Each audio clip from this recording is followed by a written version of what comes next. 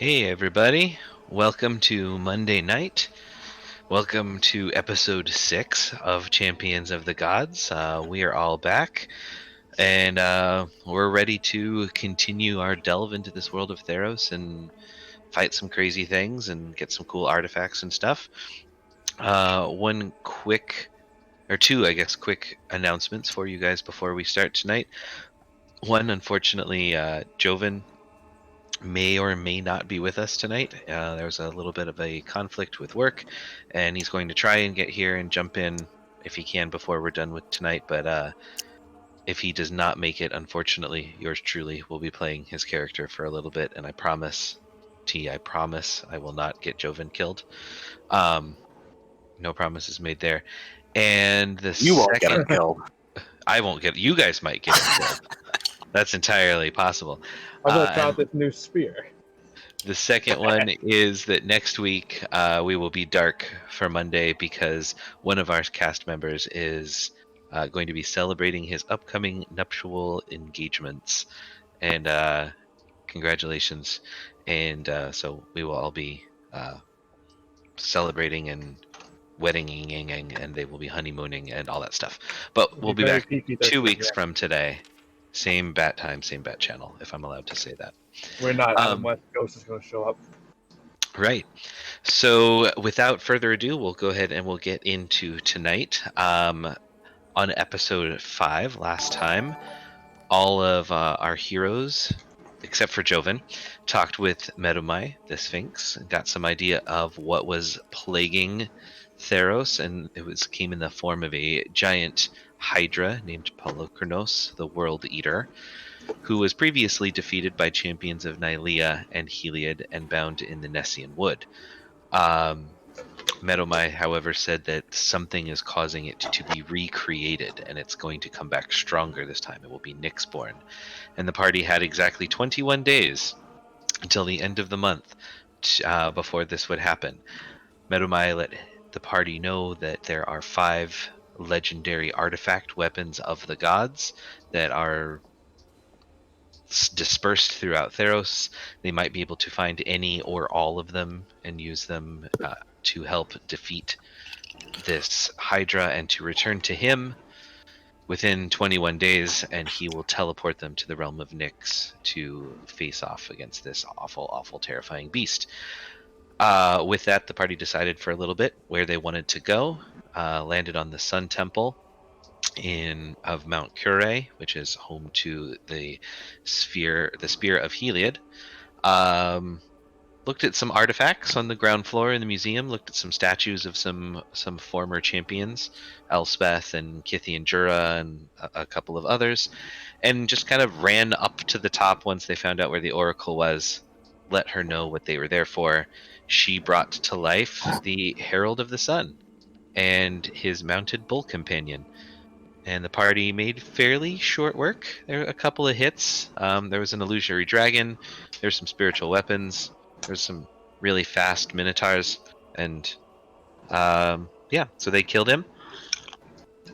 And he bowed down out of salute to the party and let the Oracle know that they had earned the Spear of Heliod. And that's where we're going to start tonight. So, as the herald bows to you, he kind of rises back up, and he starts walking back over to his spot, his statue. And before he climbs up on the pedestal, he takes his spear, and he aims it kind of back over to the statue next to him. This swirl of starlight kind of forms, and here is this bull resummoned from Nyx, this winged bull. And they both just kind of take their stance. They solidify and turn into stone once more. The Oracle starts speaking in a language I believe we determined that no one in the party speaks. And she's kind of like praying, muttering, kind of swirling her hands. And all of a sudden, a single shaft of sunlight concentrates and descends right in the middle of this banquet table that you all see. And you catch just a little glint of gold far off in the distance. And all of a sudden, just flying down from the heavens, this glowing spear that looks like the tip of it is made of light itself just shoots down and plants itself in the middle of the banquet table. And the oracle looks and she says, "Congratulations, champions. Krusor is yours to wield." Thank you. Thank you. And I sort of trot over to where it is. And I put my hand out to it. I would go to the A oracle. little bit of trepidation in case it's hot or whatever. And I grab it. Okay. It does not feel warm to the touch. It does kind of, when you touch it, it immediately fills you with this sense of warmth and light and strength, but it doesn't burn you. There's no adverse effect.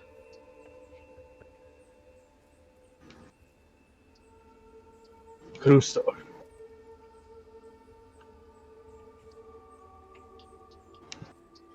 Thank you. It will be returned when I'm done with it.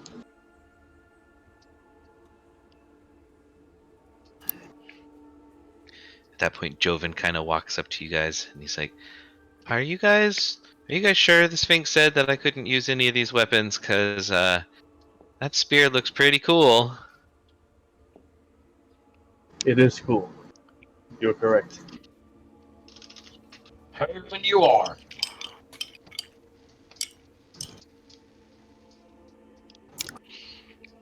So, Bucephalus, now that you're holding the spear in both hands and it's kind of yours, again, there's not a negative effect, but you do kind of, in your head, you feel this kind of pull of allegiances between the spear itself and your internal allegiance to Iroas.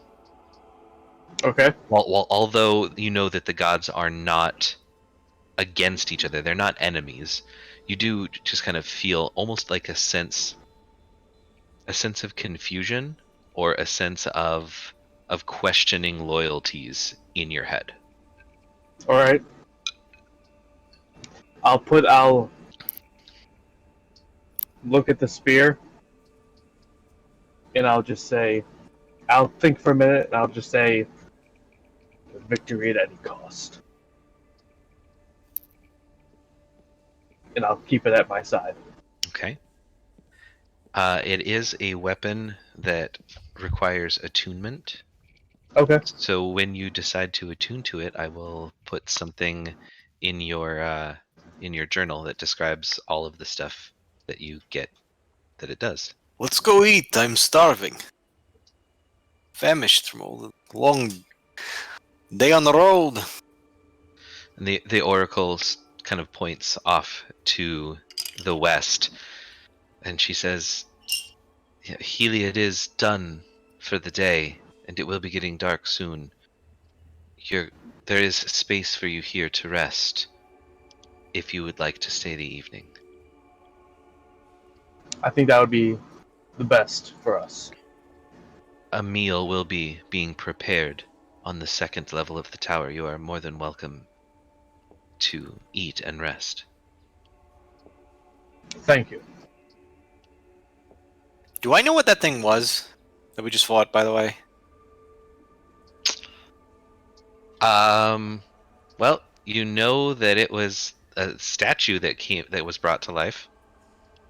But I mean, do I know, like, what that creature was, or was supposed to be, or would have been? Well, like, what was that a statue of? So it was a statue of a warrior in like all plate, carrying a spear that looked similar to the spear of Heliod. So you're saying I don't know what an archon. I don't know what. Make an Arcana check for me. Yeah. So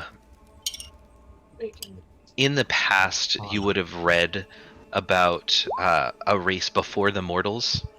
There was a race of people on Theros known as Archons, and they were created by the gods to be servants.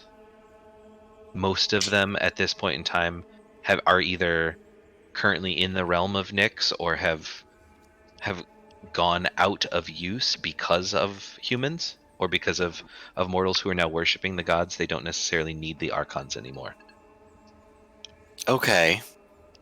So I can assume this one just happened to serve Heliod then, based Yes. on the fact that okay.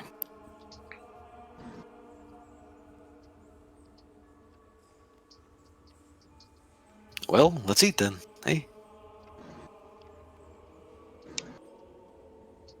Oh, I'm just walking upstairs. she also, the Oracle Decephalus also kind of points to you since you have the spear and motions for you to come over to her. All right. I do that. And she kind of leans in and she whispers, "The spear you now hold is the true prize. But Heliod knows that weapons alone cannot provide what its champions might need. Our temple also offers you this reward." And she hands you a small, like golden with mother of pearl inlay box. It looks like the size of a jewelry box. What is it? It's just coin, gems to help you and your other champions on the rest of your journey. Okay, thank you. Little extra coin never hurt anybody.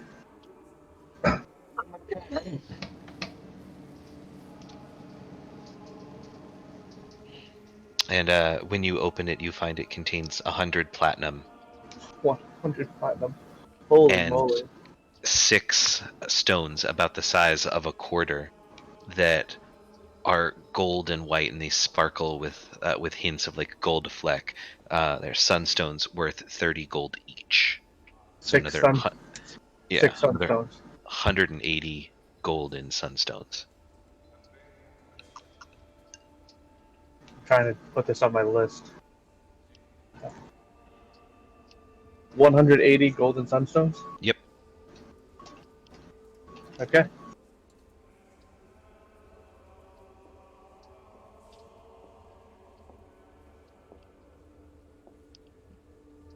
My loyalty is to Iroas, but I will do my best to make Heliod proud as well. I'll do my damnedest to stay worthy of this prize and this weapon. May his light always shine on you and your companions, and may you save us all.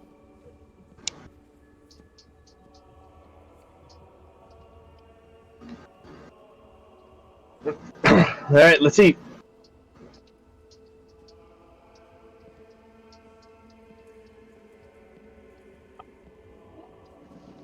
So Joven's just following along behind you guys, not really taking his eye off the spear. He's eyeballing you pretty hard, Bucephalus.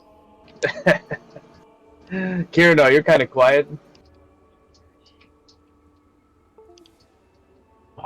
You finished. I don't want to take the oracle.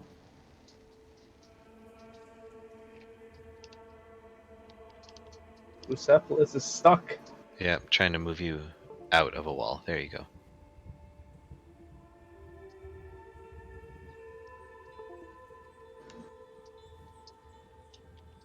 Okay. Are you hurt, my friend?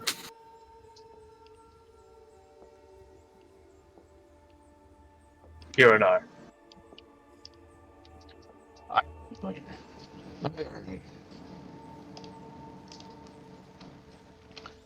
Way worse. You say so.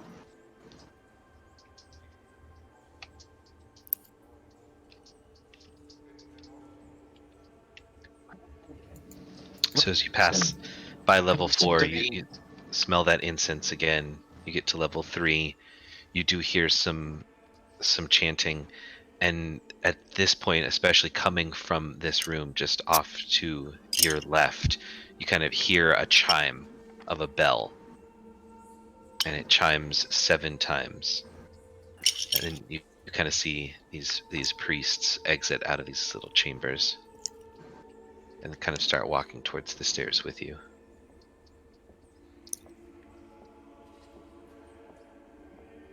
We're in the second level now?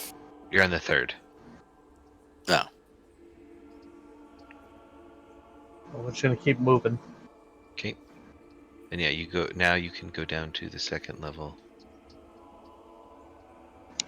Oops. There you go. And the priests kind of come behind you.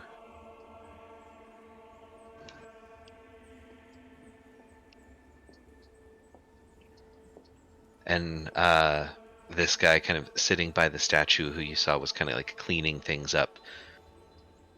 He goes over and he opens this door for you.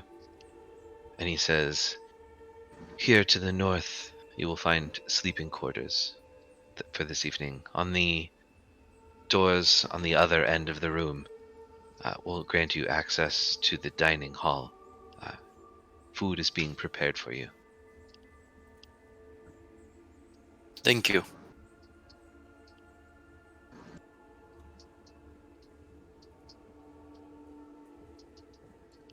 So, How long does it take to attune to a weapon? An hour. All right. So, is that just like I just have it on me and I'm attuning to it, or does that have to be a Yes. whole ritual? Nope, you have it in your possession and you hold on to it and you think about it for an hour. I'm assuming this meal is going to constitute a short rest. It could. I think we're just taking a long rest, though. It's I mean, nighttime. Yeah. Yeah, Sleep. it's 7 o'clock at night, so All right. it is up to you if you guys want to stay here. I think we should stay here for the night. We leave for Mount Vallis first thing tomorrow morning. First light. We need to move quick. Before first light, maybe, eh? Yeah. You only have 20 days, after all. We're off to a strong start, though. Yes. That was much easier than I thought it was going to be. Well, let's not get ahead of ourselves here.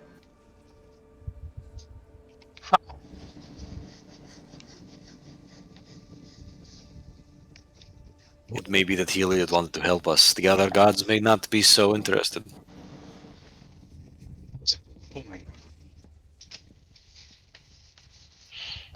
As you go into and you sit down, you see there is a long kind of curved table. There's lots of food laid out, some smoked meat, hard cheeses, fresh fruit. There's flasks of wine everywhere. Joven comes in. You guys kind of notice him taking a couple of apples and like stuffing them in his bag.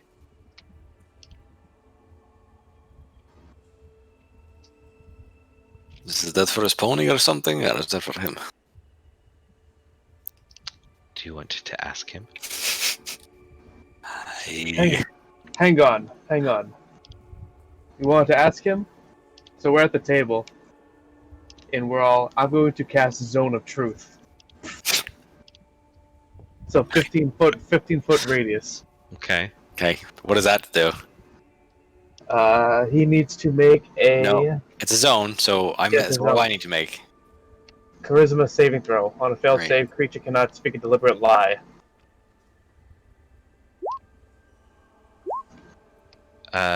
Joven rolled a 21. Oh damn! Of course he did. I cannot tell a lie. Neither can I. These apples look really good. Are they for Applejack? Sure. I'm gonna grab some cheese and wine.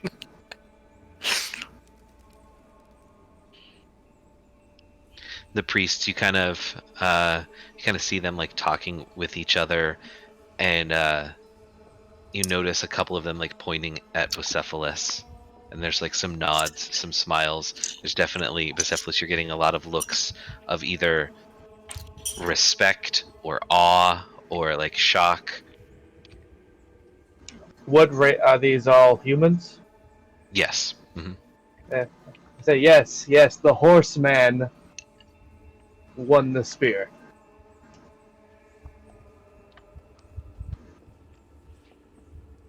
Okay. Any business you all want to conduct before you turn in for the evening? People you want to talk to, setting up conversations my- you want to have. I would want to go downstairs to that priest that greeted me at the beginning, Mm-hmm. and let him know that we were successful before turning in for the evening. Okay. Yeah, you walk down to the first floor. You see the three priests who are kind of still guarding the museum. And the gentleman in front, he looks at you and he's kind of bows a little bit, bows his head. He says, "Well done. It seems that your victories have impressed the Sun God."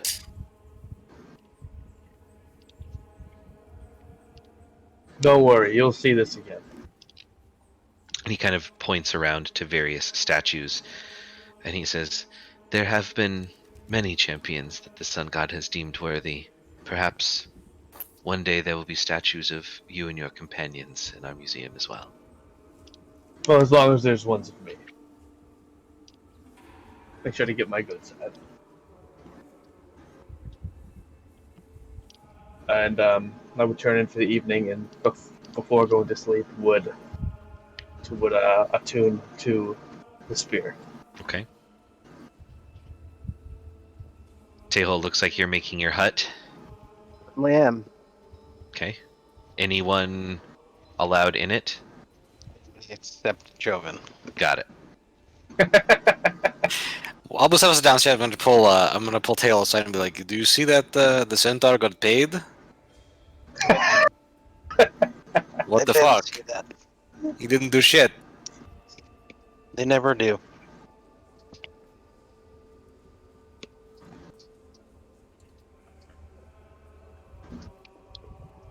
I would walk into the hut, and before falling asleep, before they fall asleep, I would kind of nervously, not nervous like obvious nerves, but for how I am, it would be kind of off color, and I'd say, "What do you guys think the mountain has in store for us?"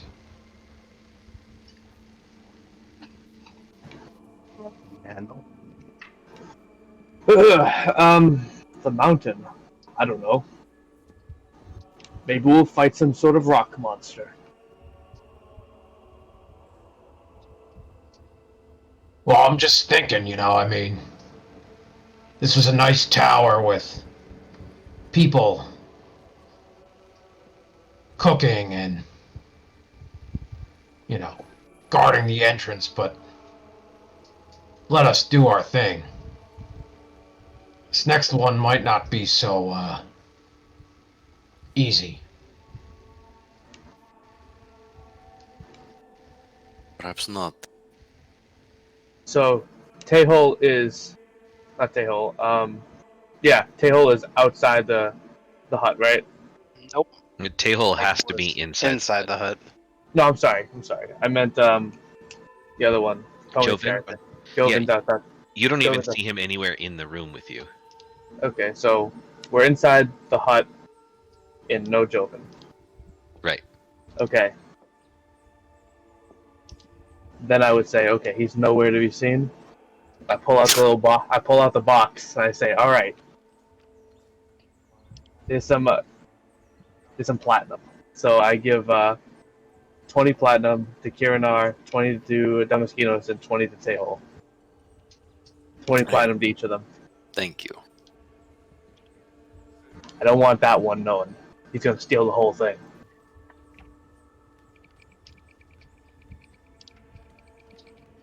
To your question, Kiranar, Perforos is a god of rage and passion, and of creativity as well. This challenge may not be so straightforward.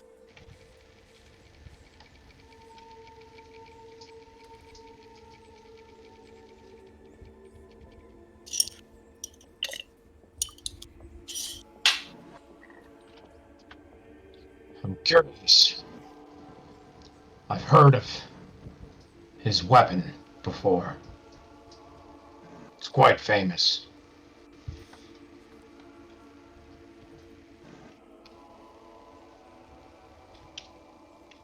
Are you interested in wielding it?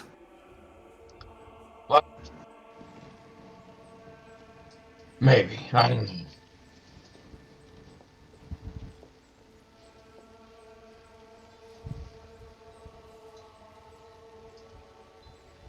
I'm not sure. Oh, why such a reservation? Well,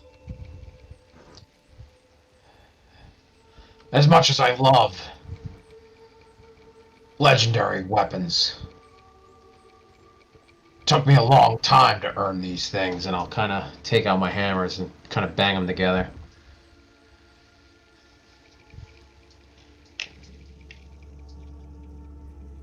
Well, no one is saying you have to give them up. You could keep them. That's true.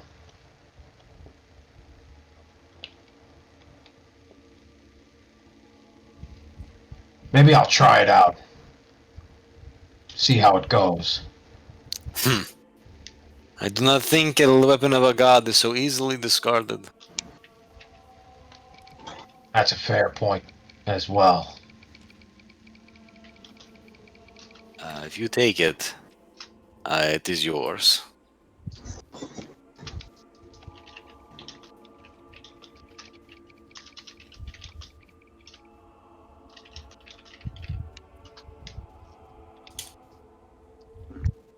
But we'll deal with that on the morrow, eh? Yeah, I'm getting tired. We cannot discern who will wield Akmon before we earn it.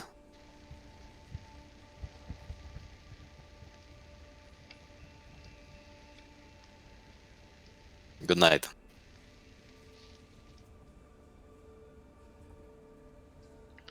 Bucephalus, Yeah.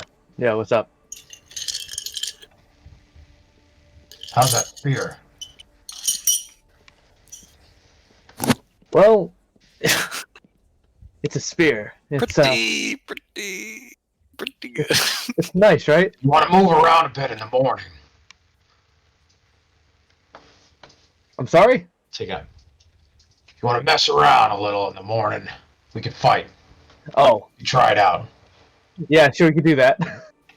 That sounds fun. Well, I'm not gonna kill you or anything. No, I wasn't worried about that.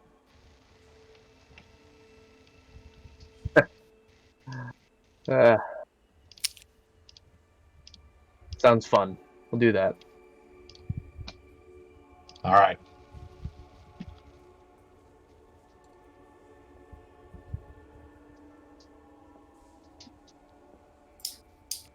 All right, anything else before sleep takes you all? I mean, you feel fairly safe and confident. You're in the level 2 of a 5-level tower surrounded by war priests, and you're fairly confident no one's going to attack you in the evening. But you can still take watches if you'd like. That wouldn't bother. All right. I had a quick question. Is Damaskinos, is he like kind of drunk, kind of enjoying his buzz right now? Damaskinos, what do you think? I'll How make much wine did you have with dinner? I'll make a con check, I guess, to Okay. determine how. Yeah, he's got a nice little buzz going on, but he still seems very coherent. He's not slurring words or anything. Okay. I'm gonna cast Luster Restoration on him before I go to sleep. Okay. Sleep right. The fuck was that? Hangover cure. Yep. I don't think it. Okay. In your sleep tonight, Bucephalus, you do see visions, dreams of a giant centaur wielding a great sword and a shield, and he's clashing with Heliod, the god of the sun, who's wielding Crusaor, and they're having a little bit of a fight, and it just kind of it goes back and forth, and both sides are getting some good hits in. Both sides are cheering each other on. Everyone, they look to be smiling. It doesn't necessarily seem like an angry or a confrontation, but more like a sparring between old friends. And at the very end of it, the head of the spear just illuminates, shines so bright, it just kind of explodes in this white light, and you hear the voice of Heliod saying, "Well, any of your champions can use my spear. There will be a price." And Iroas just kind of like bows his head. And then you wake up. Normally I wouldn't do this, but because we have a whole bunch of players watching at home, I'm just going to give you a quick idea of what the spear can do because it's pretty awesome. Okay. It does grant a +3 bonus to attack and +3 to damage. And when you hit with it, in addition to its regular spear damage, it also does an extra 2d8 of radiant damage. 2d8. My Is there an easy way for me to just import this into my? Yes? I wanted to say there is. Let me see if I can do this real quick. I should be able to do this. 2d8 plus 3 weapon. Uh-huh. Crazy. It's a god weapon. That no, there is. I'm gonna have to actually like add it as an item, Okay. and then do all that. So yeah, it does that. All right, we can do that. We can do that later. No But worries. wait, there's more. Oh. It sheds bright light within a 30-foot radius, and dim light for an additional 30 feet, and that light is treated for all intents and purposes as sunlight. That's cool. Or just make a +3 spear in the attacks, and then just Yeah, add the +3 2d8 spear and add radiant damage. 2d8 radiant to it. Fairly straightforward to do that. Okay. If you take damage from a creature within 5 feet of you, you can use your reaction to make a melee attack with the spear. That's what I'm If talking you about. hit, that creature is blinded until the start of its next turn, and you can use that ability once per day. The spear also has 10 charges, and while holding it, you can use an action to expend one or more of its charges to cast the following spells: Guiding Bolt for 1 charge, Daylight for 3 charges, and Sunbeam for 6 charges. Sunbeam. Ooh. And the spear regains 1d6 plus 4 charges at dawn. And the only way that the spear can be destroyed is by going to Erebos' palace in the underworld and sacrificing a champion of Heliod to Erebos. However, Sounds pretty- Bucephalus, Do you get the corrupted version of that spear when you do that? since you are not a follower of Heliod, and the spear knows it, so there are a couple of detrimental properties that are attached while you Let's go. What we got? You get a -3 to attack and No. damage. You have vulnerability to necrotic damage. So Ooh. necrotic damage deals double damage to you. Okay. And anytime you hit with the spear, there is a 25% chance that you will be blinded by its light for 1 minute. Every time. Jesus Christ. Every time. Oh my God.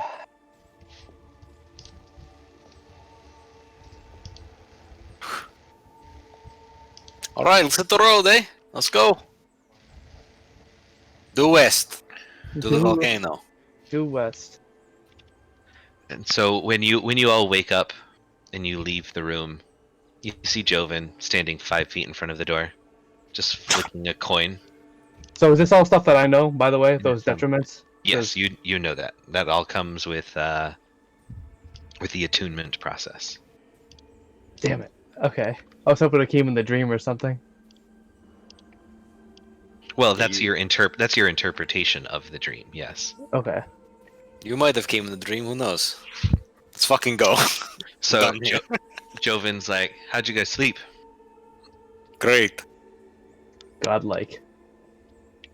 He looks over at Tay-Hole and he's like, "Maybe one day you'll let me stay in that hut with you guys for a price, of course."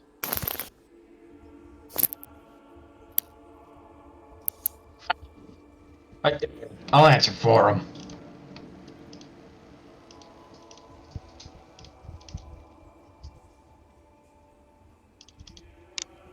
And your answer is? Oh my god. We think you're going to steal our shit. Why on earth would I do something like that when I could just kill you and take it instead? That seems like more work. Not the way I kill people. And he just turns around and starts walking away. Awfully brazen for a guy in a, a temple full of war priests.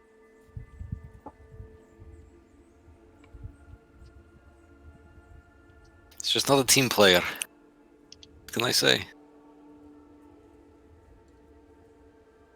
Alright, so everyone... I'll get the benefit of a long rest, by the way. So if you had hit dice that you expended, spell slots, Oh, hit dice. I heard of that. the whole... half the hit dice rounded up, all that good stuff. Hit dice. Okay. And then we are back here. Back to the world. Alright, Damaskinos. Yes. Which way?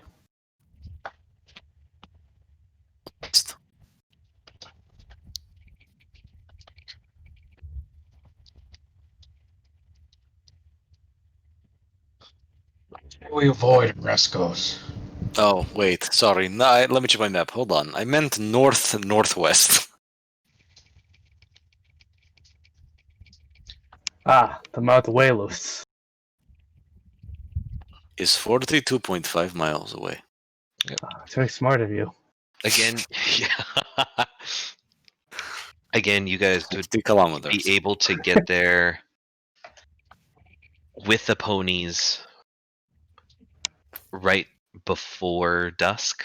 So between like 5 and it'd be like an all-day trek between like 5 and 6 in the evening. Well, let's get moving then. We're going to speedrun this shit. Let's go.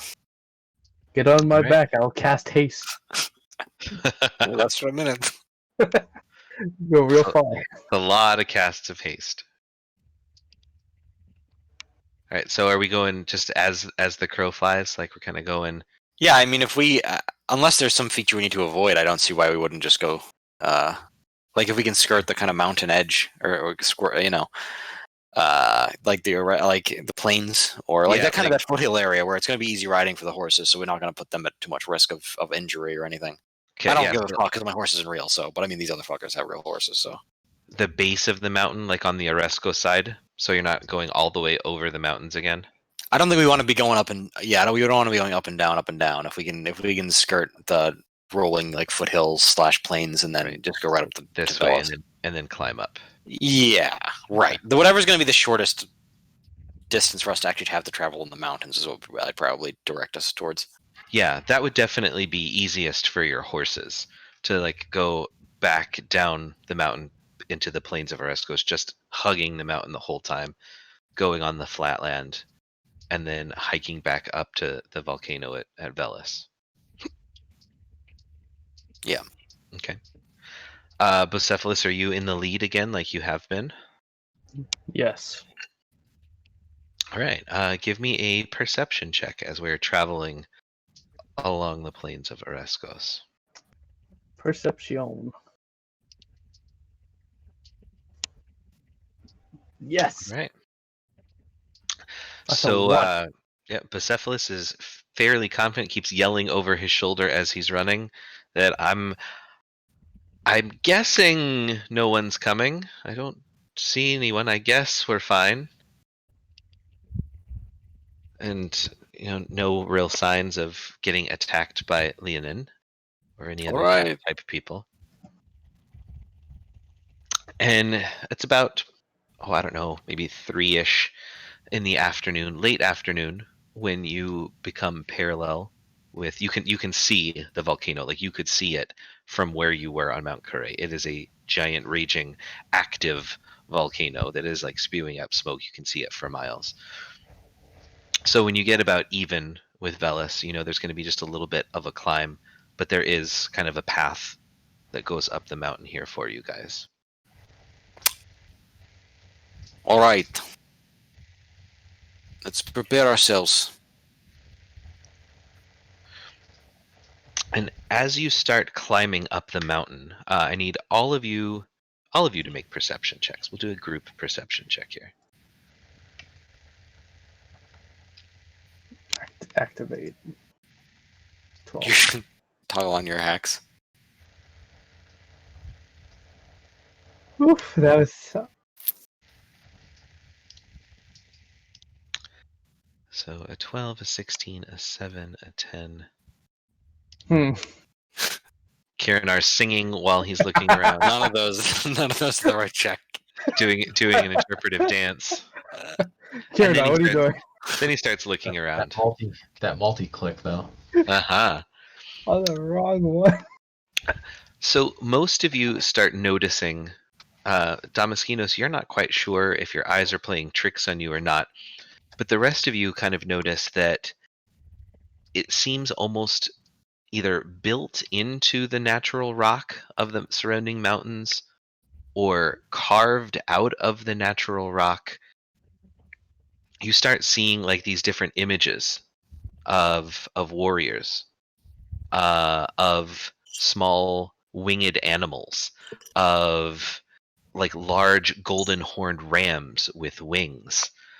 And it's hard to tell if like they're just for artistic purposes or if someone was actually like writing on the walls in some types of things. But the higher up, the closer to the volcano you get, the more of these you start seeing. You guys start kind of like pointing them out to each other. Is it like in relief sculpture? Like, is it carved into the stone? Yes. And the higher you get, you start noticing more and more of the stone has been removed to almost resemble more like statue type figures as opposed to just relief into the mountain walls. It's incredible. This level of craftsmanship surely is worshippers of Perforos.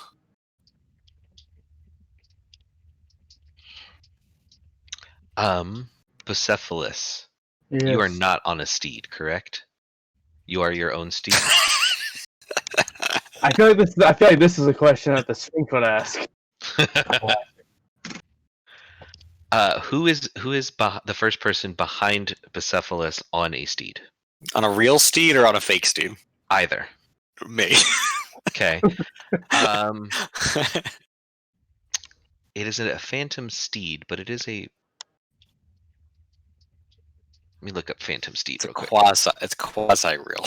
It's quasi real, but does it act in accordance as a regular steed? That is a loaded question. I don't know how to answer that. Like what is its intelligence? Oh, I don't know. One probably. I don't think I got a stopwatch. Statistics for a riding horse. All right, statistics for a riding horse. Damaskinos, make an animal handling check for me, please. Okay. Oh. So all of a sudden, as you're kind of inspecting, you're kind of going up this mountain path and you're expecting these statues and these carvings, Damaskinos' phantom horse rears back and bucks. It gets spooked. It throws Damaskinos from the horse and he just charges off in a random direction. And all of a sudden you look kind of over this little hill, and you see what has spooked the horse.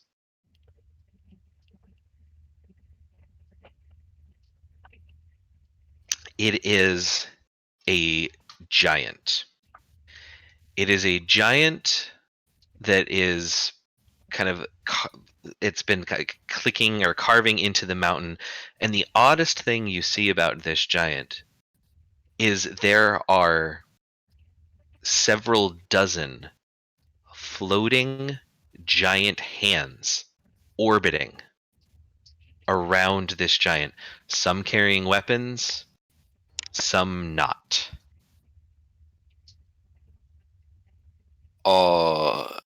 I'll get up and brush myself off from the ground, and I'm going to cast Mage Jobber on myself. Okay, I need everyone to roll initiative, please. Let's go. It's going right for it, huh? Damn.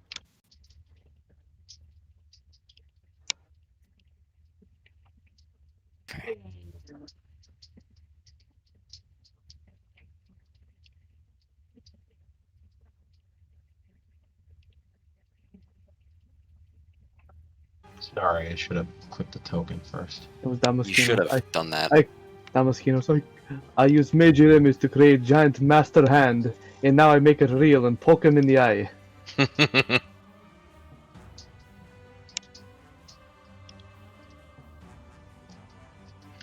All right.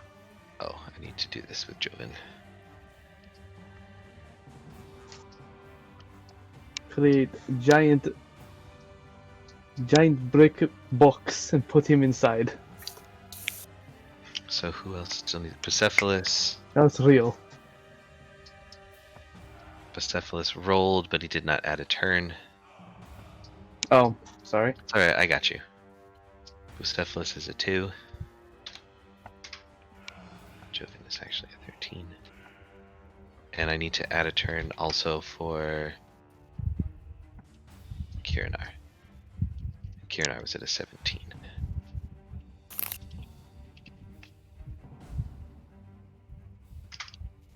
Alright. So, yeah, there is this giant multi-limbed, very huge creature wielding swords and various other types of things, and he is kind of staring right at you, and he grunts in kind of like this large booming kind of voice. Does anyone speak giant? Damn it. I actually might. Hold on. Wait, you said the hands were floating around, or he's just got a bunch of hands? They are orbiting around him. Like they are severed arms. I don't speak giant. Damn, no, I don't. So no one understands what he yells at you, but he yells some. You get the general idea. He's yelling in your direction. Does he seem aggressive in this sense, or like? Roll an insight check. Oh, He's coming right for us. He does. It wasn't pleasant. It was loud, and it was in a booming voice. And he does have weapons. Okay. But Tehol, what would you like to do? Walk back here. Okay. That's it.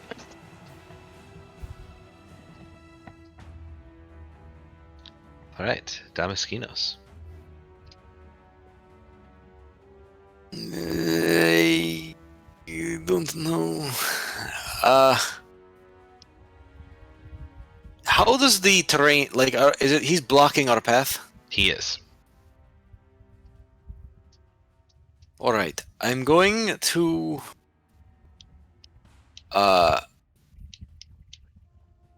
grab who's near me. Joven is to your right. Persepolis is right in front of you. All right, I'm going to grab Joven and I'll say, "Let's go." And I'm going to cast Dimension Door, and I'm going to bring us both like right up. Fuck. How do I do this fucking thing? Arrow. Shit. You can just click and hold where you want to, and it'll ping. Where I want to you move like go. right up, back here, like behind him. Okay. With With Joven. Joven. Yeah, I'm gonna take Joven with me. Does he have to? If he's like willing, does he? Or if He he's has to not be a willing, willing does he have to creature, make I a think. save? I mean, if he's not willing, like if he wouldn't be wanting to come with me, then, I mean, I guess he wouldn't. But I don't see why he wouldn't be willing. But that's fine. Right. Either way. Yeah, I think he's okay with it because if he can sneak up behind the I think that was my idea Yeah. of like putting us in a position where we're not all grouped together like assholes. thing. Yeah, that's all. I'm good. I'll sit where. Actually, no, I don't want to really be in front of Joven, so I'm just gonna use my movement to like creep up behind as much as I can to this Okay. path area. Yeah, like I'm just gonna use the rest. I mean, I didn't use my movement to Dimension Door, but I'm just gonna go up there. I don't want to be in front of this fucker if I can Okay. help it. And that's it. I'm good. All I right. want to wait to see what happens. All right, Kiernar, you're up. Alright. What's that? I said I'm gonna move. 10, 20, 30. I'll actually move up here. I'm going to use my Crusader's Mantle. Okay.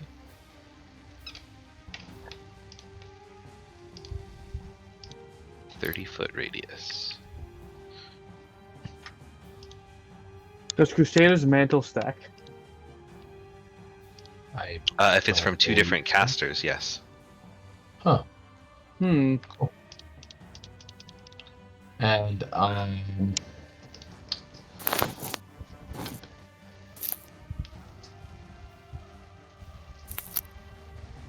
as a bonus action, I will use Eros' Blessing. Okay.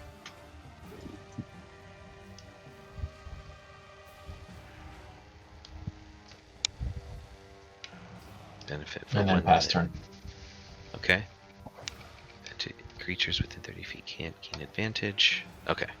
Cool. No advantage against you. Alright. Joven is going to use a bonus action. Damaskinos, you see him kind of take out this little vial, and he dips his short bow. He takes out like 3 arrows, and he quickly just like dips these 3 arrows in this vial. And then he's going to shoot 3? Yeah. There's 3 arrows? Shit. Okay. 3 arrows. Actually, that's an action because it takes him a while because it's 3 arrows. So yeah, he's kind of sitting there, and then he walks over here, and he's going to bonus action hide kind of in this little bush, with an arrow like notched in his short bow. Ooh, The giant is hiding in a bush. Oh no. No, that's it. Joven Oh, is no, hiding in a Joven. bush. pay attention. I was looking at the giant. Pay when you were saying attention, that. damn it. I was looking at the giant. Feature word picture. All right. So the giant kind of makes this kind of roaring kind of noise, and he starts heading in Kirinar's general direction. 40 feet. 5, 10, 15, 20, 25, 30, 35, 40. And he loops kind of around Kirinar, and he starts heading towards Bucephalus, Okay. or in Bucephalus' general direction. 5, 10, 15. And he takes out a long sword. Now, by long sword, I mean this sword is like 15 feet long. Okay. And he's going to try and hit Kirinar with 2 of his arms, and Bucephalus with another 2. Okay. So a 29 to hit Oh. Kirinar. A what? 29. 29. Oh, okay. That's 23 points of slashing damage. 23. And he swings in with another sword. 17 will miss you. Yep. And then he takes 2 shots at Bucephalus. A 21 Nope. and a 30. Yes. 30. For Check. 28 points of slashing damage, Bucephalus. It's a 56 to hit, guys. They need ones that fucking boost, as they say. He said 28. God damn. 28 points of slashing. Okay. Make sure you do that on your token, boys. Take your Yeah. damage. Yes. If you don't, I easily can. Mine should be there. Yep, yours is down at 143. Bucephalus puts you to 85. No cheaty face for me. All right. And that's his turn. That puts me at 85 for my max 122.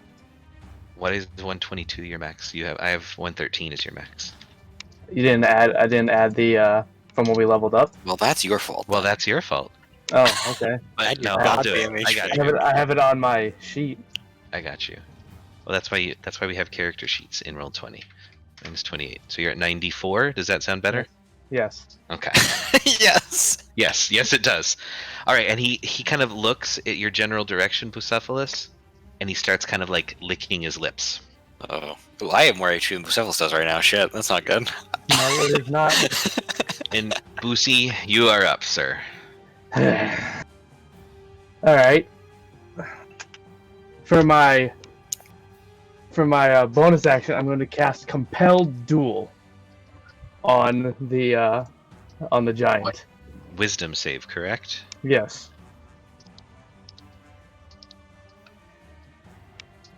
This is a 16, Yeah, my spell save is 14. So. so he can fight whoever the hell he wants.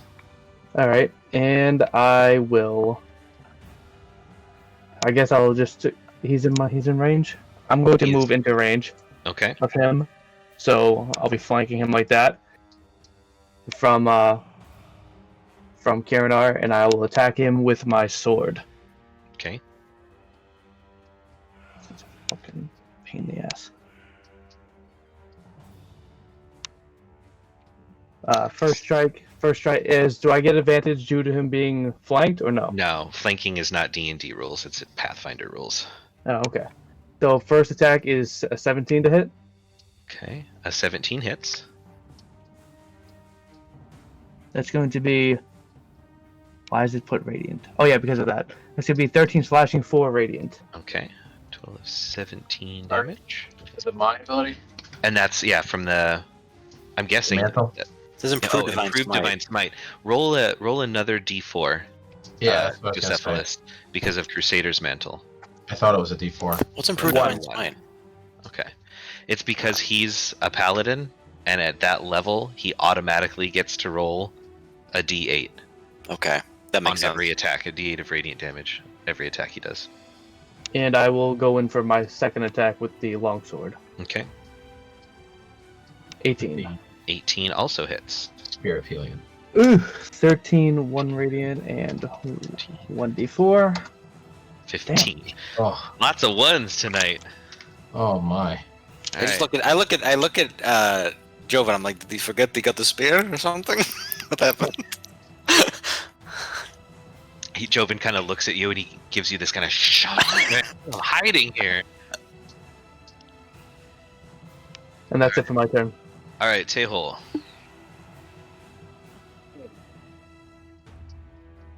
Let's see.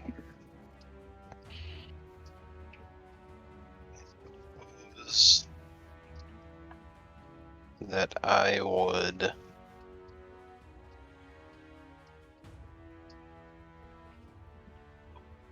here and cast arm. The 18 con save. Con save. You rolled a 20. We take half of 53. Okay. So he saves 26. for 52's 20s. I can do math, really. I promise 26. This action, I'm going to cast Spiritual Weapon. You can't. You can't cast 2 spells in one turn, unless one's a cantrip. Alright. Sure.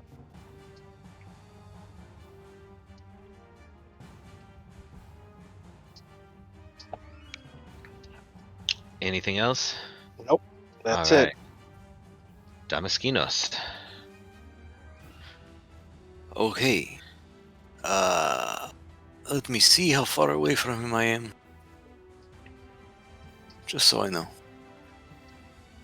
65 feet. Alright, I'm going to get a little bit closer.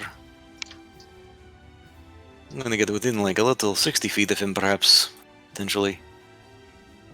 Yeah, perfect. Alright, I'm going to trace a, on my bicep, I'm going to run my hands over a tattoo and I'll say, Prison of the Mind, and I'm going to cast Mental Prison at him. Okay. He has to make an intelligence saving throw. Oh, this might not be too good for him. And if he fails, he needs an 18. If he fails, 631 psychic damage. A 19. Then he saves. I don't know how much he takes in that case then. What is mental prison? That's a new one. Yeah, it is a new one. An illusion spell. Oh no, he still unsuccessfully target takes. Oh, he takes 5d10, And the spell ends. and the spell ends. It Failed would have save. been worse if he had failed, basically. Okay. But if that takes rolled 5d10, then he took 30. 5d10. He's still 31. Yeah. 31 points of psychic damage. Yes. All right. So he kind of starts, he's kind of reeling from this necrotic damage that's kind of cut across his chest and some of these arms that are circling around him. And then he starts like having these arms kind of like swat at things and kind of lets out another bit of a disgruntled scream. And that is it. Okay. Kirinar.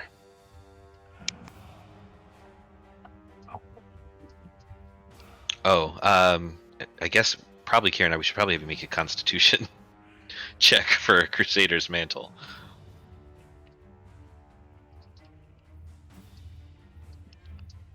Okay, groovy. I'm gonna take out both my warhammers. I'm gonna say, "Hot! These two weapons are better than any you've got."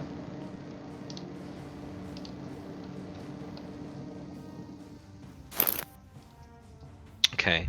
As you go to swing with that first weapon, you almost make contact with him, and one of the arms that's circling puts itself in between him and you and kind of parries your attack.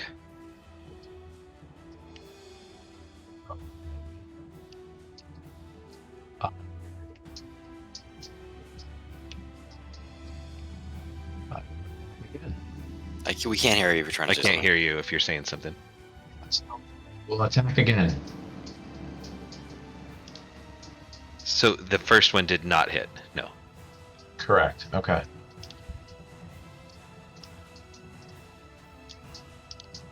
Oh, I didn't mean to do that.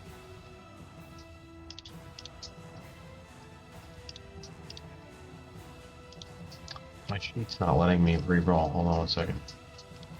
There we go. Yeah, that one. So you kind of glance off of that first parried attack and connect again. This one, it hits.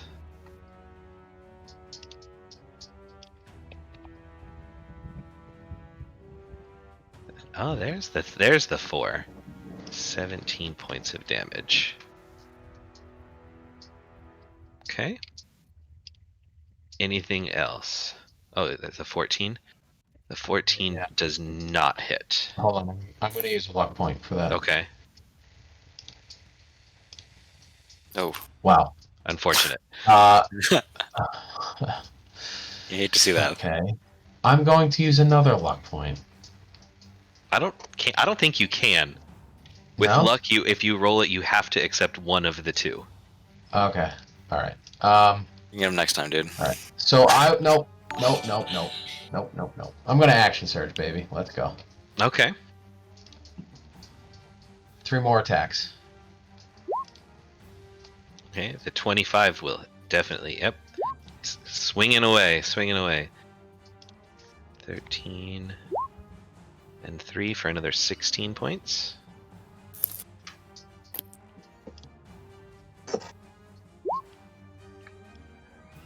22 will hit.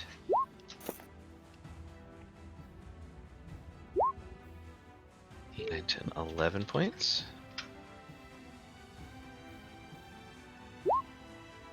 And a crit. There's the crit, baby.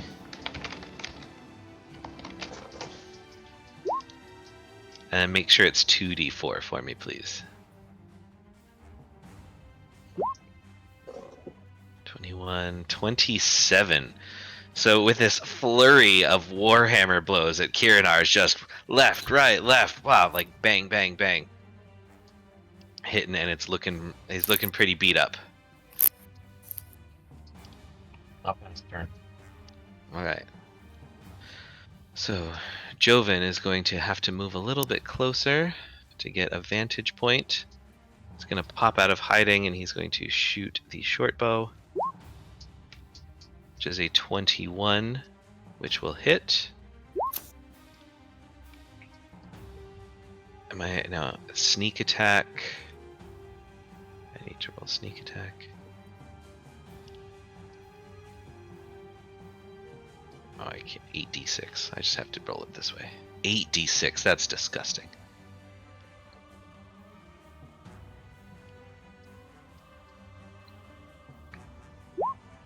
Another 33 points of damage. He's got to make a con save. So 33, 8.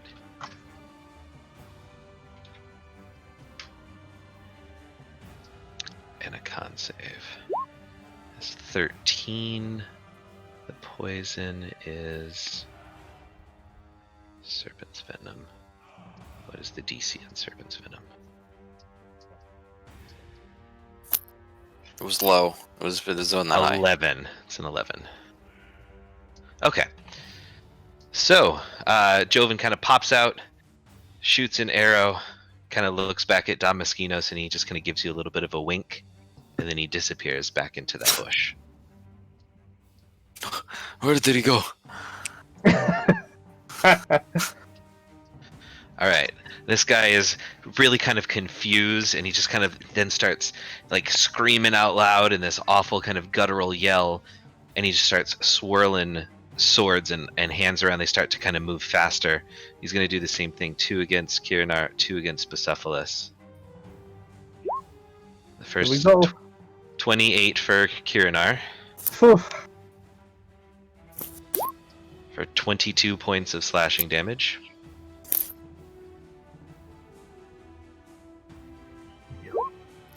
Uh, 25 also for another 20 points. 42 points of slashing. Ooh. And then 2 sword. Oh, and 2 con saves for me, please, Kirinar. Yep.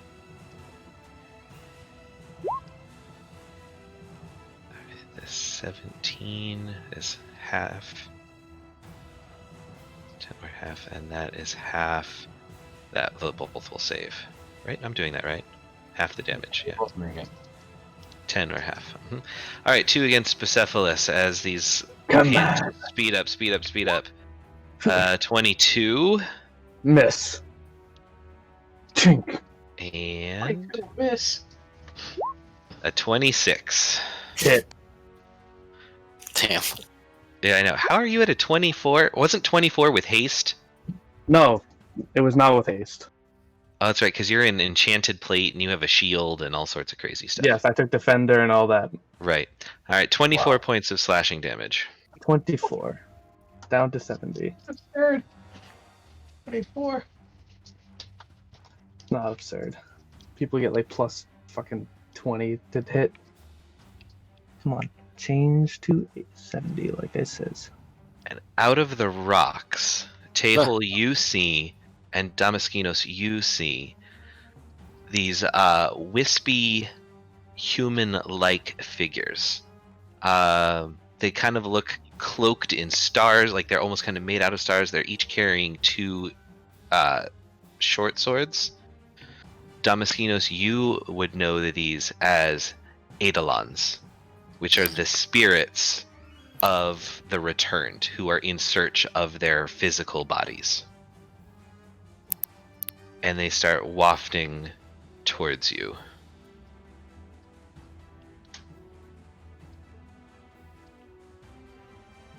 And they're going to make some attacks. 2 attacks against Tehol. A 12 will not hit you. Nope. A 20 will. You take 8 points of slashing damage from the blade, and you can feel the blade kind of expand inside of the wound, and for an additional 9 points of force damage. Damaskinos, this other one up here is going to try and slash at you twice. An 18. It would hit me, but I'll chase the Aegis and I'll shield it at the last second, using my reaction. And he doesn't know that you're shielded, so he swings a second time, and it kind of glances off of your spectral shield. All right, Bucephalus, Yes. you're up. Okay, I'm going to just attack again. And do that. Is it? Sword attack. 14, I'm assuming Okay. misses. Yeah, it glances off of one of his arms that's holding a shield. Alright, I attack again. 17. Okay. As you go in, you get almost in contact, and another hand comes down and kind of flicks your attack away, and he parries your attack. Jesus. How many hands does this guy have again? You see at least 20. Jeez, 20? Fuck. And I'm going to cast Compel Duel again. As my bonus Isn't that an action? It's a bonus action. Okay. Wisdom, correct? Yeah. A 20. Ugh. It saves. Two's. That's my turn. All right. Tehol. I guess I'm going to cast a guiding bolt Okay. at the gentleman. At the big dude or the Yeah, the starry big guy in guy. front of you? I'm not afraid of the guy in front of me. Okay. I'm not afraid of anybody, but A guiding bolt. 24 will hit. Yeah.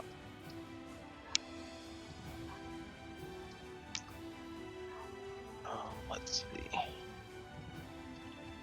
Oh, that's how you cast it at a higher level. Interesting.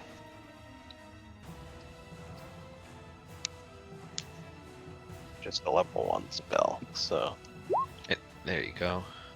9 points of radiant damage.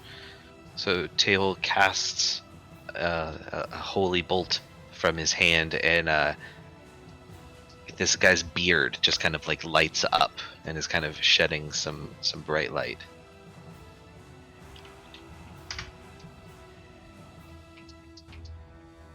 Anything else, sir? nope, that's it. Okay. Damaskinos.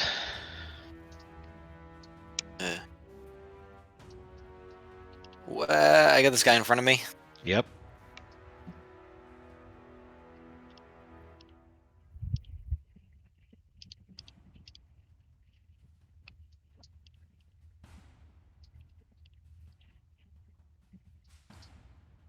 Okay. Oh, God. I want to do it so bad. How wide is a cone? I put him in his giant At its, igloo. at its furthest spot, it is 30 feet wide. I think if it depends on what it says. Does it say a 30-foot cone? Yeah, well, it's a 60-foot cone. Okay, so at its apex, it will be 60 feet wide. But, oh, baby, let's go. All right, fuck it. Wow. I'm going to trace a tattoo right on my forehead of a prism, and I'm going to.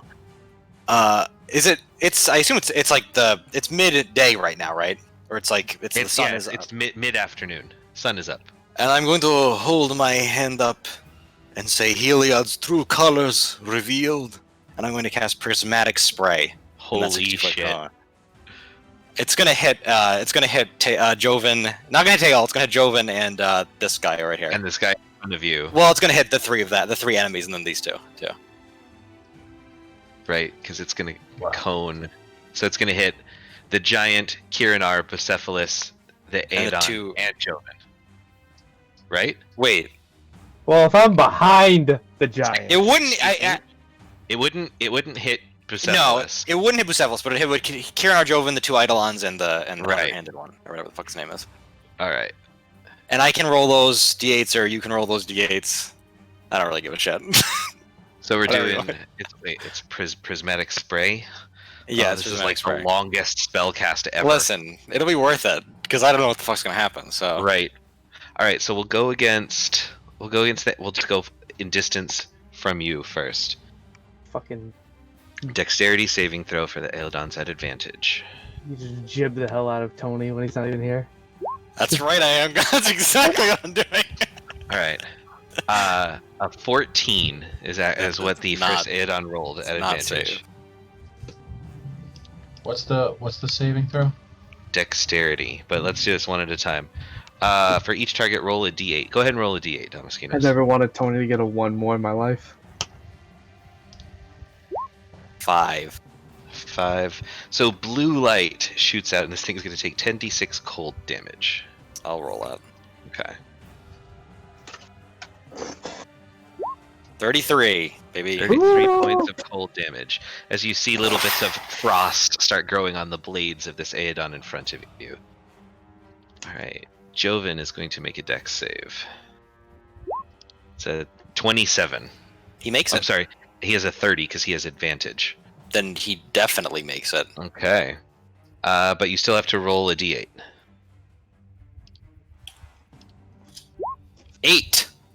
Reroll. Oh, you hit him twice. Awesome. So 2 different rays are going to hit Joven. So roll 2 more d8s for me for Joven. Can I keep getting 8s? You re-roll 8 again. That's a 2 and a 4. All right. So an indigo ray pops out, and Ooh, indigo. the bushes that Joven is hiding in, the branches. Oh wait, no, I'm animating. sorry. I'm sorry. I rolled 2d8. It was Oh, a 2 and a 4. 4. Gosh, sorry. Okay. That was my bad. Sorry. I just should have All right. So the orange light streaks in his face, and acid flies all over him. So 10d6, and he'll take half of this. Let's go 60. 38. 38 Points for up. a total of 19. 19. All right, and the second ray is a 4, which is green. So Oh, another yeah. 10d6 of poison damage for Joven. That's only 30. Well, 15. How to 15? 15, because he saves. So acid and poison fly out, and Joven starts coughing, and he's like, "What the fuck, man?" Oh no! Oh, Alright. how could this have happened? Kirinar, I need you to make a dex save for I me. fat fingered that one. Sorry, John. Oh, All no. right, Kirinar is going to fail, so roll a d8 for him. Hold on. 7. Hold on. Hold your on, hold horses there. on. Okay. I'm gonna use Indomitable to To reroll. re-roll.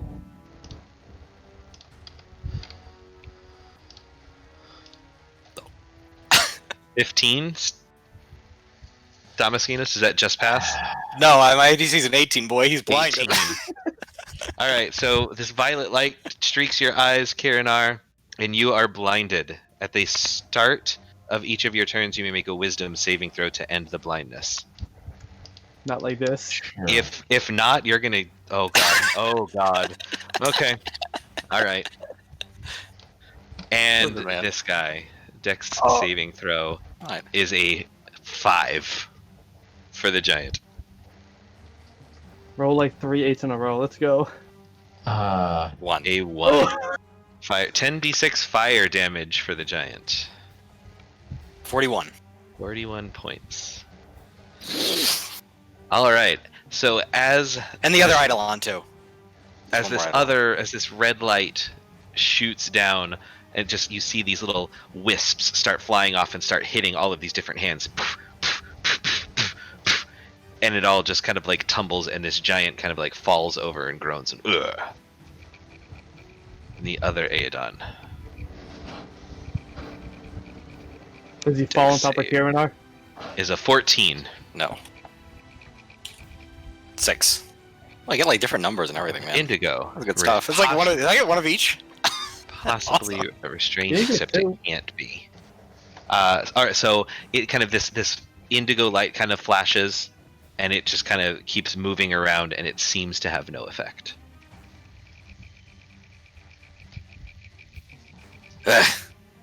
Well, not too bad. That's my turn. All right, Kirinar, I need you to make a wisdom saving throw for me, please.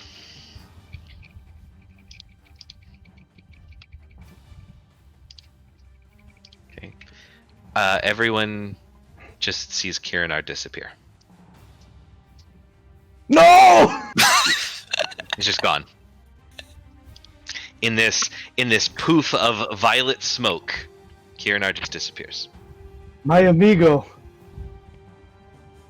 My Don't you want to use a luck point on there or something, asshole? me Samiki. You too. Take that. So Kirinar, what you see, you kind of notice. You still see everyone. Nothing is in color. You can now see, but everything is in tones of gray. Wow. And everything is kind of slightly incorporeal to it, and you can still see all of your friends. You see the dead giant on the ground. You see Bucephalus, but you're just Yeah. kind of standing in this realm where everything is slightly incorporeal and gray. Okay.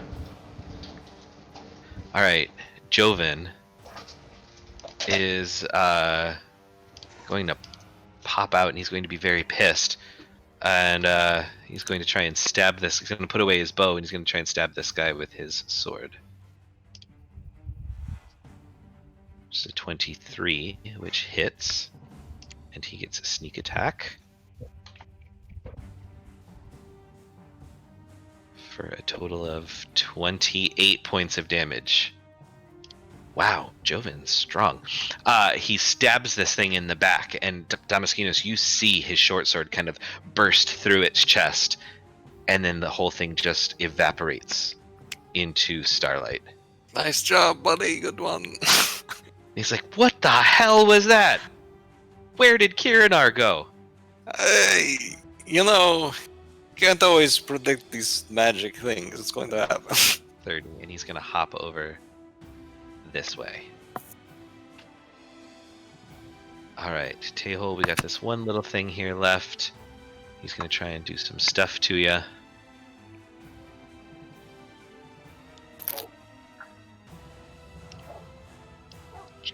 Joven should get his HP back due to evasion. Possibly. I'll look at that in just a sec. I don't know rogues as well as I should, especially if that's the issue you have when you tell the DM to play for you for the night. 21 to hit Tehol.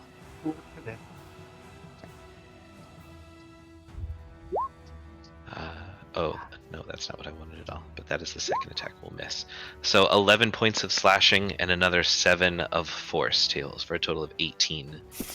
As this kind of ghostly sword cuts kind of back into you again.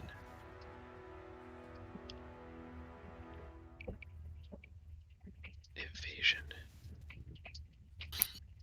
Dex saving throw to take half damage. You take no damage. Alright, so he does get those half back. He did get struck by 2 rays though, so he really can only Right. die against one of them. Right. Just, I mean, not that I care. All right. So he'll get 19 back. Not that I'm trying to kill Joe in friendly fire or anything. Thank you, Inroads, for pointing that out to the DM who doesn't know how to play a rogue because he's never really played one. All right, Boosie. Alright. I'm reacting. No! Damaskinos, what have you done? Use the fucking spear next time! What are you doing? It's dangerous. Yeah, so was that!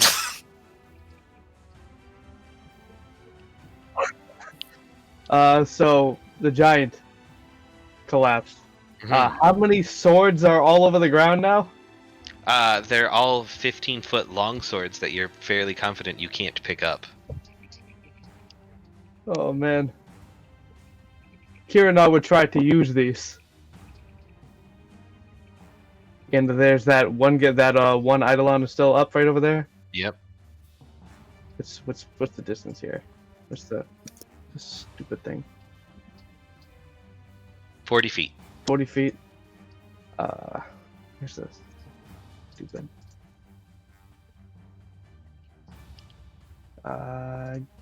Yeah.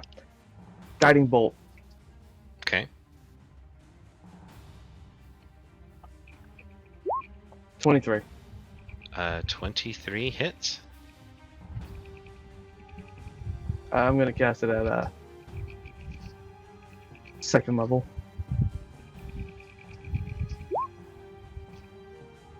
6. 6, 7, 8, 9 for the higher level cast. 9 points of radiant damage. Okay. And that's it for my turn.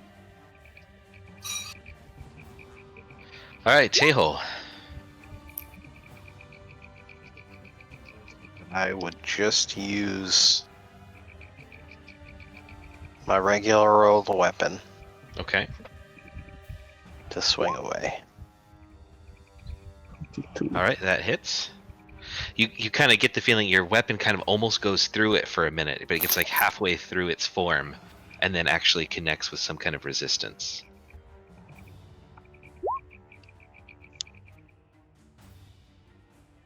Two points.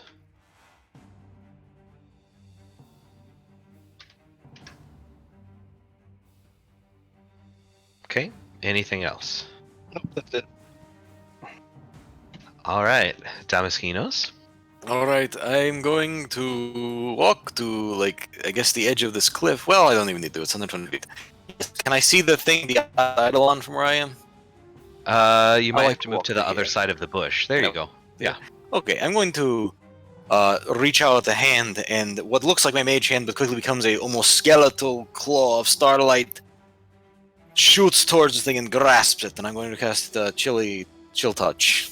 Chilly touch. Chilly Okay. touch. At it. Natural Wow, 20. look at that.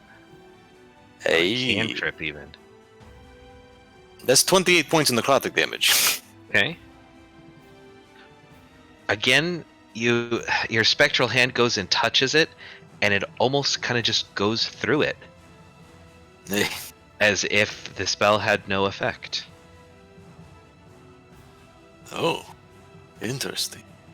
That's it. I'm just gonna stand there. All right. Kiranar, what would you like to do in this gray, wispy realm that you're in? Well, I would try to hit Damaskinos really, really hard. All right. I mean, 5, 10, 15, 20, 25, 30. You'd have to get up to him, but you could dash up to where he is up there. I would definitely dash. Right in front of his face. 5, 10, 15, 20, 25, 30. Your speed is 30? Yep. 5, 10, 15, 20, 25, 30. You can get close. You can get to about there.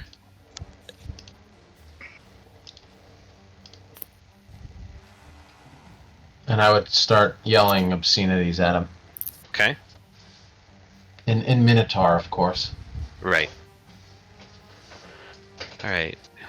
Joven kind of runs down and he says real quick, he's like, "Hey, Tehol, I'm going to help you take care of that for a stay in your hut tonight?" No. Okay. He goes over and starts rummaging through the pockets of the dead giant. Oh, that's a classic right there.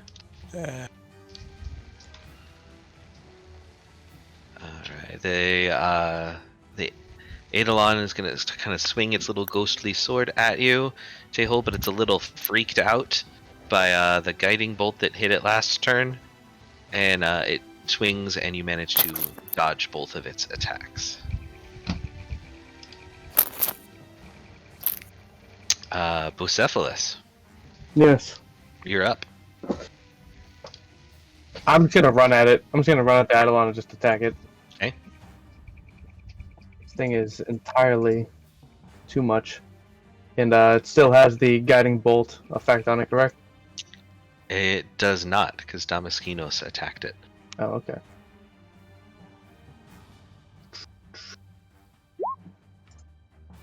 It's gonna be a 20 to hit.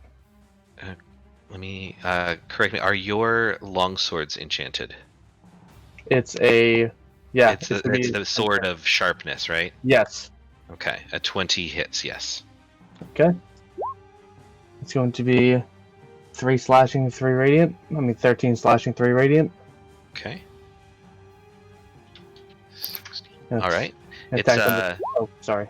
its body kind of swirls around your blade for a minute, and then it kind of turns and looks at you, and it's got this look of like shock and kind of horror on its face. All right, and I go for that second attack, and I'm sure that misses.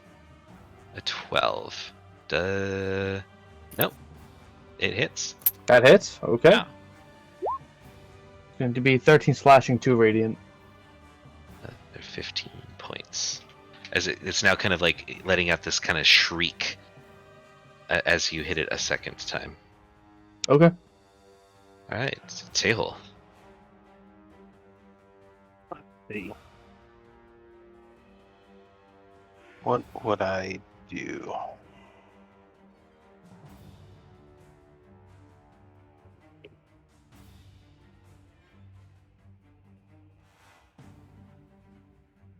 I am just going to swing with my weapon again.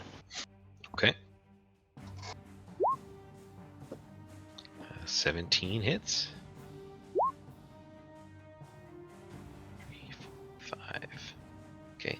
Again, you get that same kind of feeling where your weapon almost goes like halfway through its body before it actually feels like it connects with anything.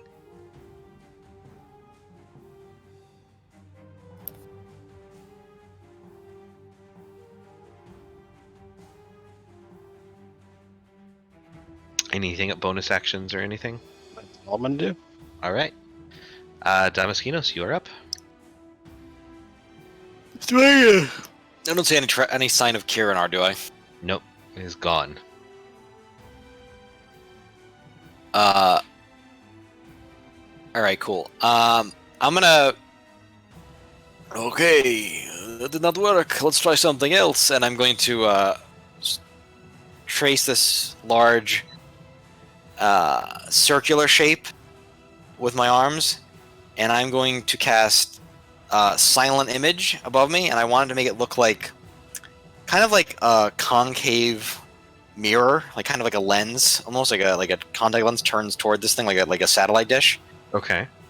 And it's just going to be of like just basically of like a mirror like surface, like a glass almost. And I'm just going to try to point it directly at like the center of it, pointing directly at this Eidolon, and I'm going to see if I can, when I snap my fingers and it becomes real, if I can reflect sunlight into a beam, kind of like Archimedes' death ray at it. Okay. If it does anything. All right. So you snap it, it becomes real. Roll a spell attack at disadvantage. Okay. Spell attack at disadvantage.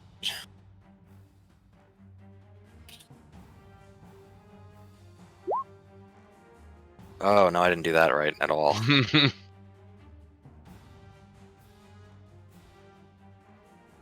Hold on. Oh, that's why. It was because it's equals 10. Right. 15. 15.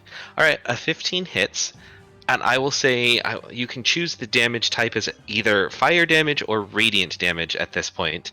I would say fire. That's From what the I'm trying to sun. set it on fire. All right. Yeah. Roll. It's an improvised weapon. Roll a d4 of fire damage for me. Do I add my intellect? Yes. 7 points of fire damage. Okay. As you redirect a giant sunbeam, and you're reliving memories of when you were a child and trying to fry ants on the Exactly. Yep. side of the road. Hey, not the bad. That's it. Okay. Kirinar, you can't get right in front of Damaskinos because he's on a cliff ledge, but you can get right behind him. That's what you do. What did you say? I said, okay, that's what I'm gonna do. Okay. So you are right behind him. I'll try to push him off the cliff.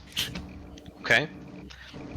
You kind of go to shove him, and your arms just go right through him, as if he is the specter.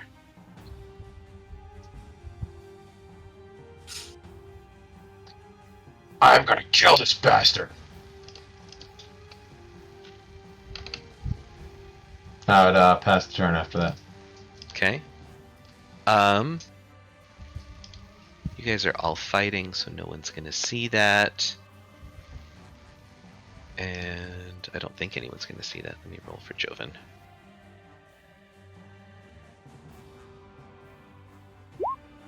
Yeah, no one's gonna see that.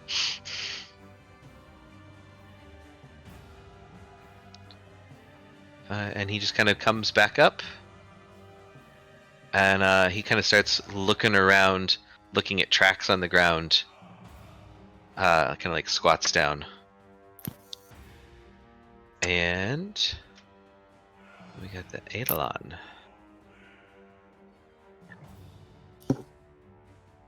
Again against Tehol. Yes, multi-attack, I know that. A 17 will just hit Tehol. So 10 points of slashing and 7 points of force damage. As he rips into you with his sword, and then he's going to turn and now attack Bucephalus as well. And he's going to swing and connect with Bucephalus' shield and glance off to the ground. Alright, Boosie, what are we doing? We're attacking him again. That's what I figured. Let's attack him. Oh no. Wow. Yeah, this one, you aim a little bit low, and it seems like your weapon just goes almost right through him. Bastard. Does he want to? I don't know. That's 2 natural ones. Like, that's crazy. Yeah, he's gonna try and Yeah, go ahead. and That's swing fine. back at you. That's totally fair. 26. Yes. Sure. Yep. So we're gonna do 10, 11 points of slashing.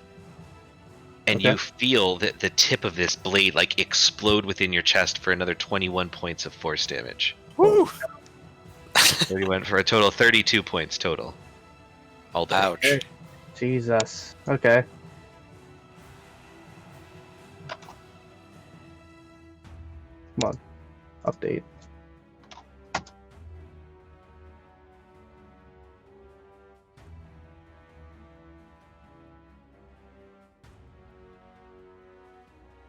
Okay, I'll take my second attack now. Okay. That's okay with you. Of course it is. 15. A 15 will hit. Yep. 13. 7. All right. So this time, as you hit it with the sword and it's kind of doing that radiant damage, you get the idea of kind of what Damaskinos was trying to do with the sun. And you swing your sword, and this time it kind of goes right through the center of his chest. And again, just kind of sprinkles off into starlight, and his body just evaporates. And you guys kind of look around, beaten up, a little bruised, a little bloody. Kirinar still nowhere to be found.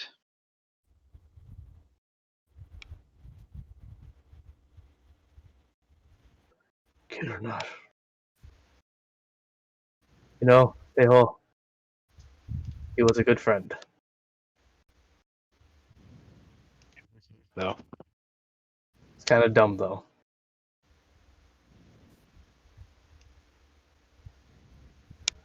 I guess you can't help who you love. Yes, I suppose that.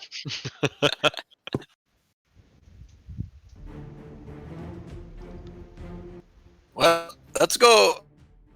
Wow. Keep moving. Oh God, what are we gonna do? All right.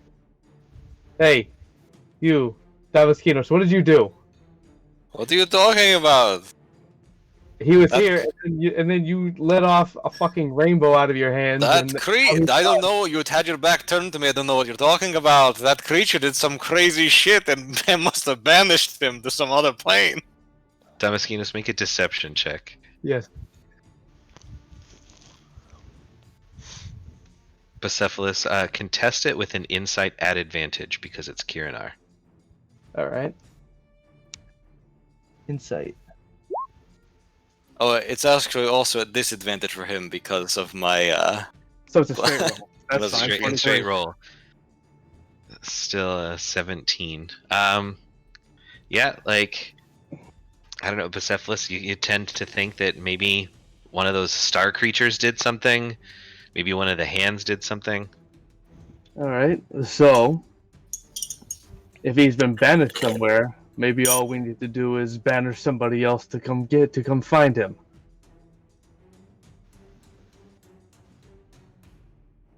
Damaskinos, What? can you do banishment? No, I do not know that spell. Ah, luckily for us, I do. Now, the way it works is, if someone's banished, they go into another plane. They go to their home plane. If it's not their home plane, if they are inside their home plane, they go to a different one. Okay, I'll hold him steady for you, and I'm just gonna put the contact lens on top of Joven, so it just like steals a little glass, no, like a little bubble boy. Yeah. Joven kind of looks and he kind of says to Bucephalus, he goes, you can believe his lies if you want to, but he was the one who cast that spell. I was standing right in front of him. Of course. So how long is he going to be? Is he gone? Is he destroyed? Is he gone forever? What happened? Because I don't know. I've never been too good at magic myself, but as far as I'm concerned, it's one less follower of Iroas in the world. I'm okay with it. You want to bring him back, you better talk to your wizard friend. Damaskinos. How do we bring him back?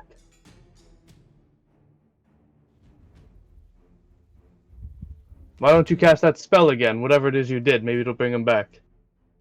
That's not how that spell works. How does it work? I hit something with it, and then shit happens. I can't hit nothing with it. Can't hit nothing with it. I mean, you could pray if you wanted to, really hard. But you should probably give that spear to me if you are doing that, because you do not want the Heliod interference with your prayer to Iroas, do you?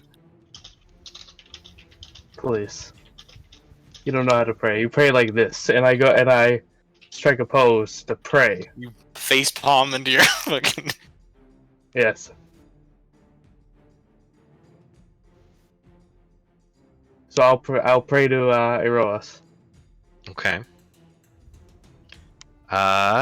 Give me a religion check. 7. What are you Interference! praying? What are you praying for? One of your followers has been lost to nonsense. We need to bring him back.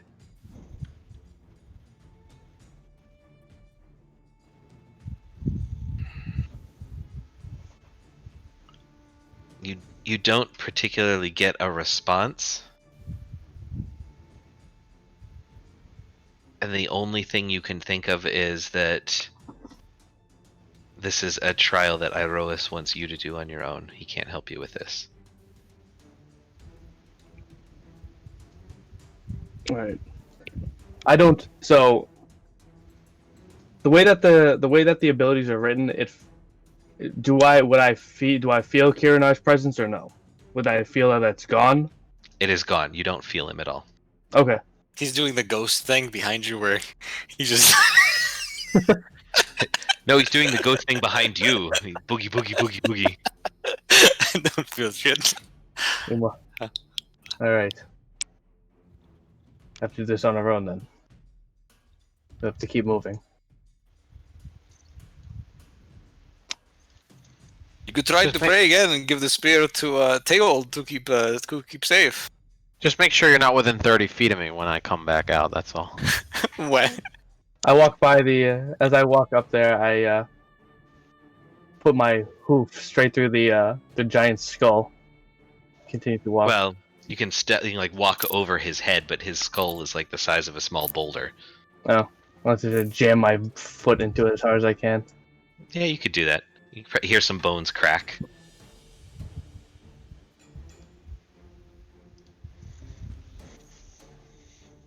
Okay. Are we moving on? Yeah, where's my horse? It fucked off at the start of the combat. It ran away. Alright, I'll resummon him. Okay. I'll use a spell slot because I don't want to wait 10 minutes. Okay. Tell him not to bitch out next time. And Kirinar, you notice they all kind of start to mount up again. What is it that you're going to do? Follow them. Okay. You do notice that whatever realm of existence that you're in, that you can move a little bit faster. You're not exactly on pace with them, but even though they're on horses and you're on foot, you manage to travel at almost the same rate. Nice. Okay. So here we are. And we're continuing to go back up towards the volcano, yeah? Yes. Okay. I'm really shocked that no one's like mourning Persephone or mourning Kirinar any more than this. So you continue to go up the mountain, up this kind of winding path, a little bit more on the lookout now for crazy multi-handed giants and crazy starlight spirited warriors who are flying out of walls and chasing after you guys. And When after about another hour, you do come upon the outside of this volcano. You can see it. There's a couple of stairways kind of carved into the side of the mountain that are going up, and it leads to this large platform where you can see 10-foot tall statues, stone statues, or I'm sorry, bronze statues of Perforos. we need to rest before we engage in any other trials. I'm very injured. Yeah, okay, sure. I'm okay, but that's fine.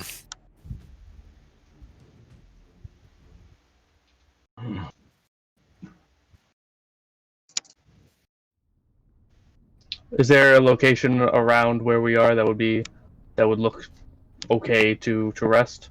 I mean, you're camping on the side of an active volcano. Well, it's not. You're talking about a short rest, right? Was that what you're talking about? A long rest? Yeah, I'm talking about a short rest. Okay. I mean, as you're kind of coming up the stairs, like there are natural places where the path widens. Okay. You feel that like any of these places you could temporarily stop for a second, set up, like eat some food, bandage your wounds. From your vantage point, from where you are, you do notice, Kirinar, I'm just going to move you to a different layer real quick. At the top of these stairs, kind of on this ledge by all of these statues, you do see these two large ram creatures that look familiar. You've seen them kind of before on your way up here, carved in relief into the stone. But these are kind of moving. They are gold-plated rams with horns and giant wings, and they sit there every once in a while and just kind of like move their head, kind of hit a paw, maybe kind of fluff their wings. They're not coming near you or after you. They're not moving from their position, but you can kind of see them, and they are not statues. They are, in fact, moving. Right. All right, we're taking a short rest then. Yeah. I'm going to use Arcane Recovery to recover 4 first level spell slots and a 3rd level spell slot. All right.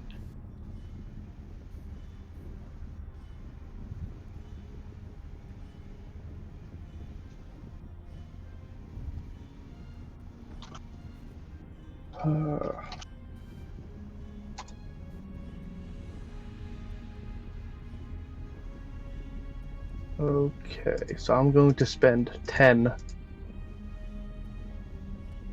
of these. Yeah, get rid of those hit dice. I am hurting. Get rid of 10 those spell D10. slots. You get back 47. Jesus. It's not bad. 10 hit dice. 10 hit dice. Bucephalus got the crap kicked out of him, yo. I definitely did. I went from 122 to 38. Wow. These 100-handed ones ain't messing around.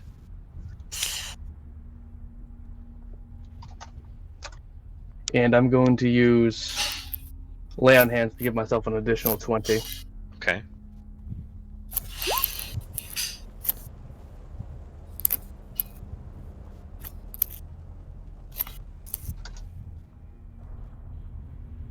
Oh, yeah, Rick. Oh, am I supposed What's your con modifier times 10? to? 20. Oh, that's fine. Then I'm at full. With like 3 to spare. So I'll just add 3 to Lay on Hands. Bickety bam. All set. Do I also get these benefits? No. Yes. Okay.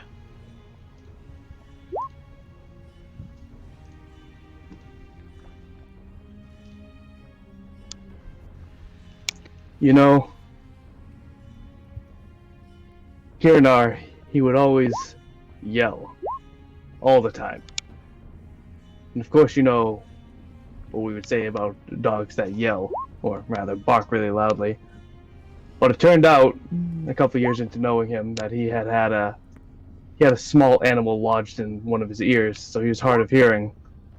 So when he got that very dead squirrel out of his ear, then he was able to hear well for the first time in his life, or in a very long time anyway. It was a fun story, fun time. What the fuck are you talking about? What the fuck are you talking about? That's a total lie, by the Are way. you insane? A small animal in an air? What are you fucking talking about? You're a psychopath. Joven says, Where am I? Are you suggesting we kick him? Is that what you did to the dog that wouldn't stop barking? Like, I don't understand. No, you can't kick someone who's no longer here. I feel that he is still with us in spirit somehow. Oh, I'm so Alright. kill you. Alright, let's go. Next challenge. You know, Kirinar always said I was his hero. Kieran, are this or Kieran, are that? And Why don't you go throw yourself from the mountain? How about that? You're so spoken on about it. hey, it's my backstory.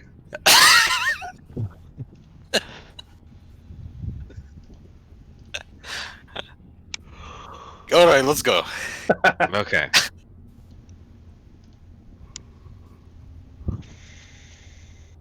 So you continue going up the stairs? Yes. Okay. So, yeah, as you continue to walk up the stairs, eyes on these two golden winged rams that are just kind of constantly, they're just kind of turning their head and they're watching your movement, but they're not really moving other than that. And standing right behind them is a large golden door with a mighty hammer and a forge, like an anvil, kind of it carved into this golden double door.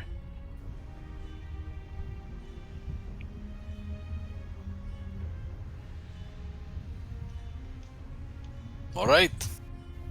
Shall we pass through the doors then?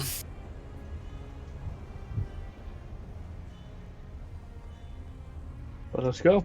Maybe someone in there can help us get Kieran back, eh? Maybe.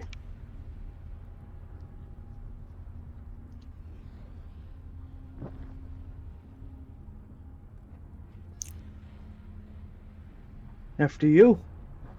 Okay.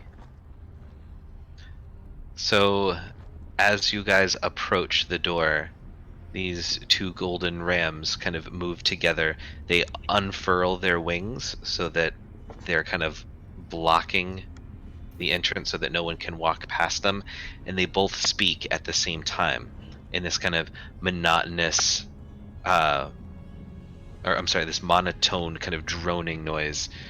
And it says they say, "What business do you have at the forge?"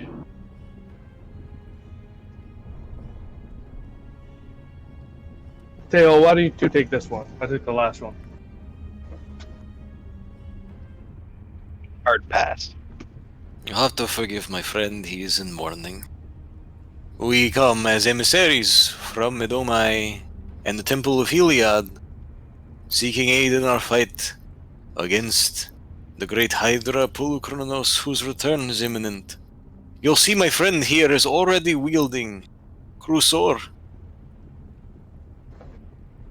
though he refuses to use it in battle for some reason. But that's alright. It's neither here nor there. Anyway, how are you doing? Two golden ram creatures. Good? Good day for you? They say, "If you've come to the forge for Akron, it is Draskus you seek." Draskus. Yes, then. Draskus. They say, "He can be found in the sacred forge. Keep in mind, this is a temple. All acts of..." They kind of both look over at Bucephalus, and they say, "Violence," they look back, "will not be tolerated." Do not fear.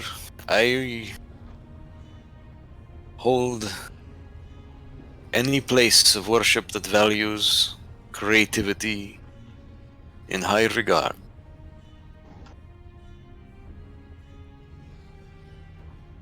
And I'll walk in. Say, "Very well, mortals, enter." And they click their hooves together on the ground in unison, and the double doors just spread open.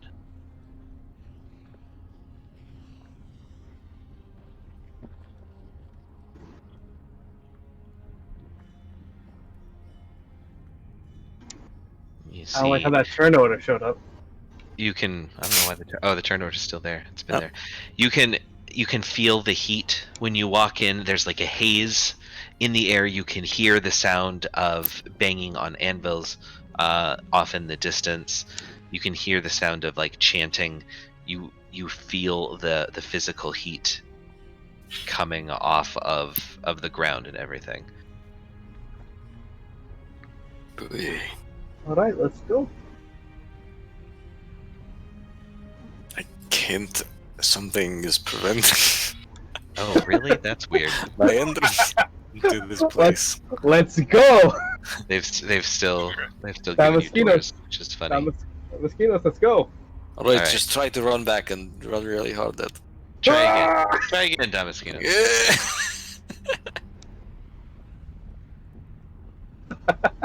And Kiranar, as your friends all kind of walk through this door, you do see it kind of start to shut slightly. Are you going to try and run in after them? Is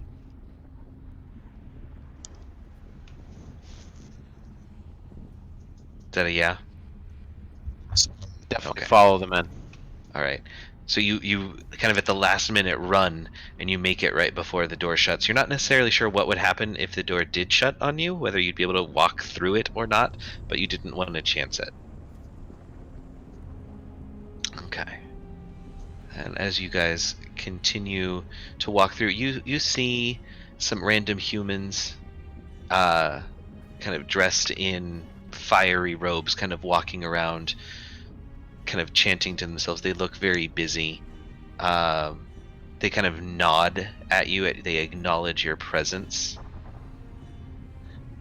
and this intersection kind of tees into. You can go either way here. There's some statues of Perforos wielding a hammer, making a sword on an anvil. You see just different statues kind of walking around. We're looking for Draskos.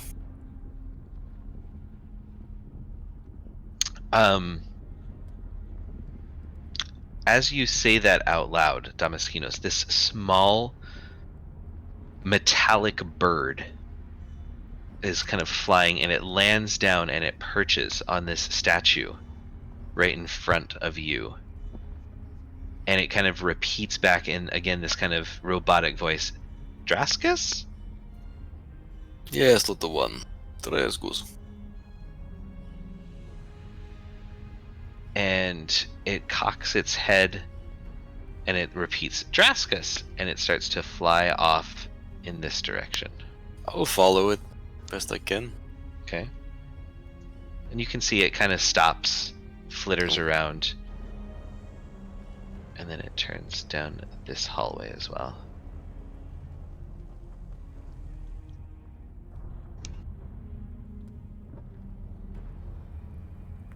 And it gets to about here, and then it takes a left.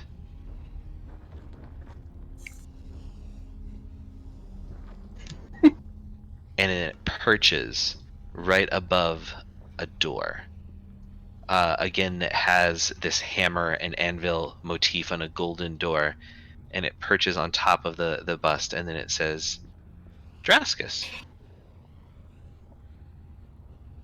And then it flies off. Alright, everybody ready to go? As I'll ever be. It's through this door? Yeah, this door on the north wall. Mm-hmm. Let's go.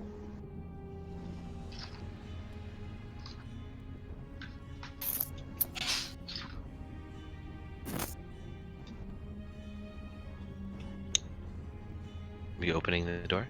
Yes. Yes. Okay. Inside the room, as soon as you touch the door, you can feel the heat. It's almost too hot to put your hand on.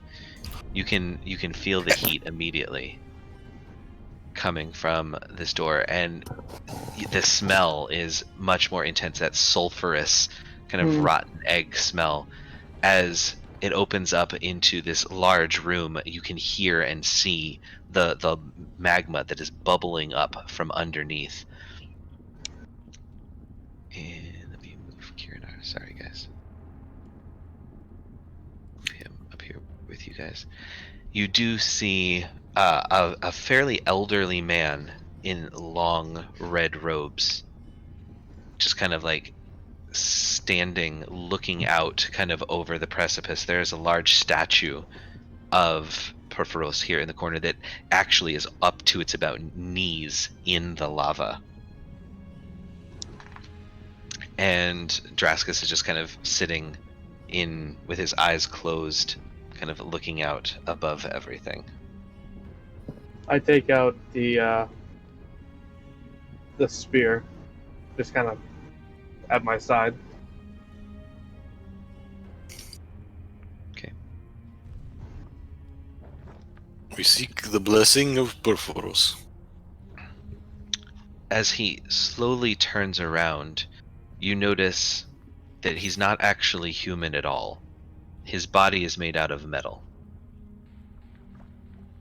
And he looks almost like an activated metallic statue. Oh, that's right. And he's gold. He's got like he's got the holy symbol of Perforos like carved into his forehead.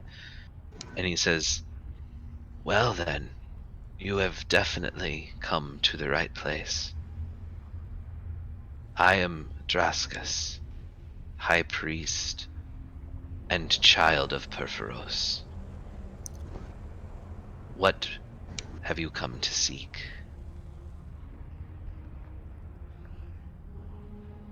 We have come to seek Perforos' aid in the battle to come.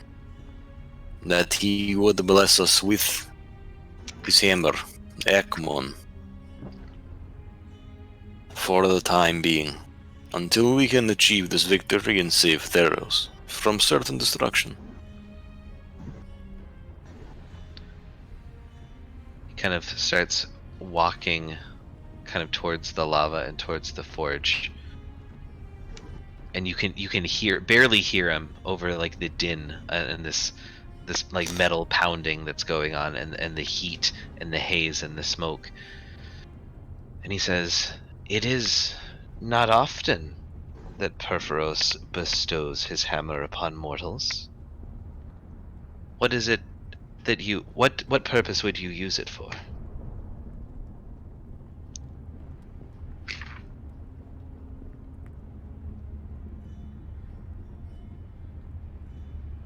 We seek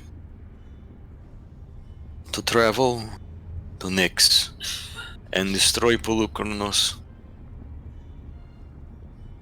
He who would eat Theros. Without the hammer, I believe this would be a nearly impossible task.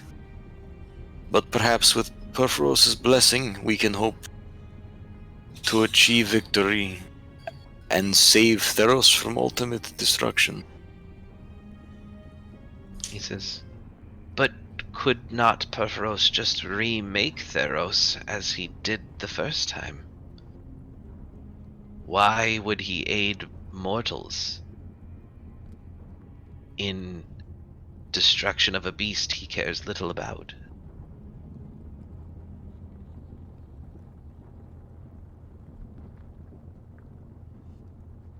He could, I suppose, remake Theros in his own image. But who is to say what the balance of power would look like among the gods after the destruction of all of their worshippers? Who knows what chaos would rule?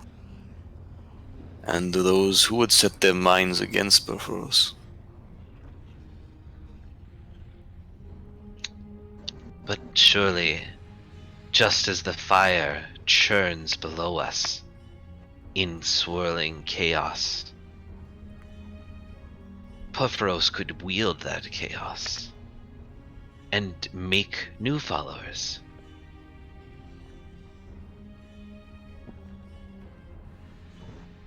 Certainly. He could. But how many creations would survive, do you think? Them all? Some? A few? How many great works would be destroyed, lost forever to history? Irreplaceable. He kind of nods. Roll a persuasion check at advantage, Damaskinos. Oh, persuasion's not my strong suit. 20. He says, "It is not everyone who comes to this temple seeking the hammer that wields such a creative spirit. They all come bragging of their strength, of their battle prowess, of their might, of which Perforos cares little of. But creation, the drive to make something new and everlasting, is what he cares about. There is a trial. If you would like to earn his favor, the task is simple. You must create a weapon worthy of a god's blessing. And you may use this forge and all of its contents to do so. Succeed. Impress Perforos, and the hammer will be yours. Fail, and we'll talk again. Very well. And I think that's where we're going to wrap it up for tonight. Good job, Tony. Yeah, Tony did great tonight. He actually got more piety than any of you put together. And that's not just because the DM was playing him. Everyone gets two piety tonight. 2 piety. That puts me at 50, baby. Ooh, that's gross. Intellect lot. of what? 22 now? I get a look, but yeah, that was a 48 before tonight. Yep. Just enough to put me over. So 48. Kieran, our buddy, I'm not sure if we should have you make another character or not. I don't know if you're ever coming back from the ethereal plane. So He's my. I will come prepared with one. just have a backup just in case. I don't think your party is 100% ready to abandon you. No. And I can tell you that there are members of your party who can travel to other planes of existence. So Yeah. I'll have somebody just in case, but yeah, I don't think they're quite ready to give up on you yet. I know I'm certainly not. They can afford me planar shifting them, so. It is, yeah, planar shift is a possibility. well, I could afford it, but I'm not here to It give. would be great if I knew where he went. Right. Are we off? Are we off yet? We are Oh, we not. are. We are still alive. So Eeny, yes, meeny, miny, mo. folks on the stream, come back in 2 weeks, and we'll see if Kiranar is joining us, or if random adventurer priest of Perforos who decides to join the party in his place is going to be joining us, and we'll see if these guys can succeed in making weapons. How's your smithing skills, folks? I don't know that that's a skill in Dungeons and Dragons, but we can try. There's various crafting things. So yeah, more on that to come. Tune in Thursday night. Humblewood is doing, I think they're up for episode 7. And again, reminder, we will not be here next week, but we will catch you the week after that. Thanks, everybody. Thank you. Thanks for watching, guys.